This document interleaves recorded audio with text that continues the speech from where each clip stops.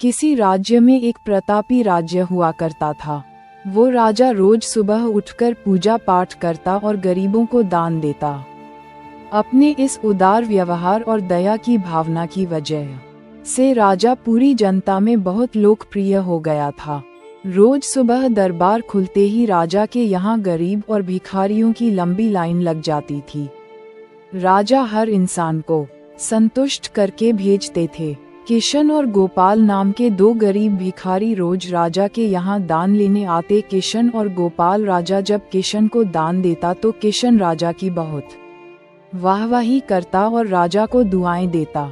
वहीं जब राजा गोपाल को दान देता तो वह हर बार एक ही बात बोलता है, ईश्वर तू बड़ा दयालु है, तूने मुझे इतना सब कुछ दिया। राजा को उसकी बात थोड़ी बुरी लगती। राजा सोचता कि दान मैं देता हूँ और ये गुणगान उस ईश्वर का करता है। एक दिन राजकुमारी का जन्मदिन था। उस दिन राजा ने दिल खोल कर दान दिया। जब किशन और गोपाल का नंबर आया तो राजा ने पहले किशन को दान दिया और किशन राजा के गुणगान करने लगा। लेकिन राजा ने जैसे ही गोपाल को दान दिया वो हाथ ऊपर उठा के बोला, हे ईश्वर तू ही अन्नदाता है, आज तूने मुझे इतना दिया, इसके लिए प्रभु तुझे धन्यवाद देता हूँ। राजा को ये सुनकर बड़ा गुस्सा आया। उसने कहा कि गोपाल, मैं रोज तुम्हें दान देता हूँ, फिर तुम मेरे बजाय ईश्वर का गुणगान क्यों करते हो? गोपाल बोला, राजन देने वाला तो ऊपर बैठा है, वही सबका अन्नदाता है, आपका भी और मेरा भी। ये कहकर गोपाल वहाँ से चला गया।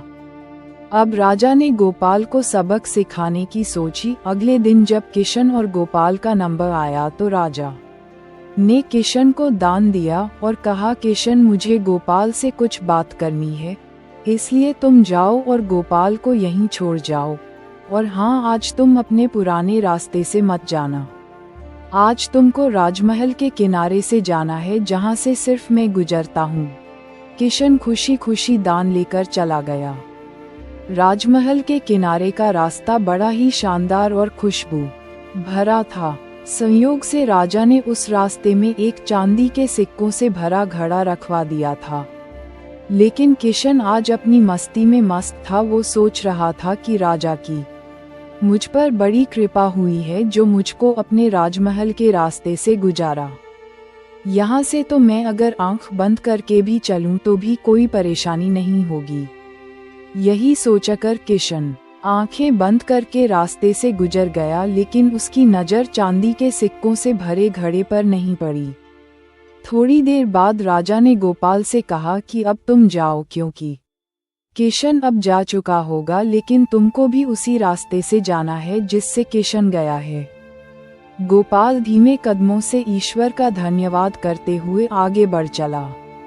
अभी थोड़ी दूर ही गया होगा कि उसकी नज़र चांदी के सिक्कों से भरे घड़े पर पड़ी। गोपाल घड़ा पाकर बड़ा खुश हुआ। उसने कहा, ईश्वर तेरी मुझ पर बड़ी अनुकंपा है, तूने मुझे इतना धन दिया। और वो घड़ा लेकर घर चला गया।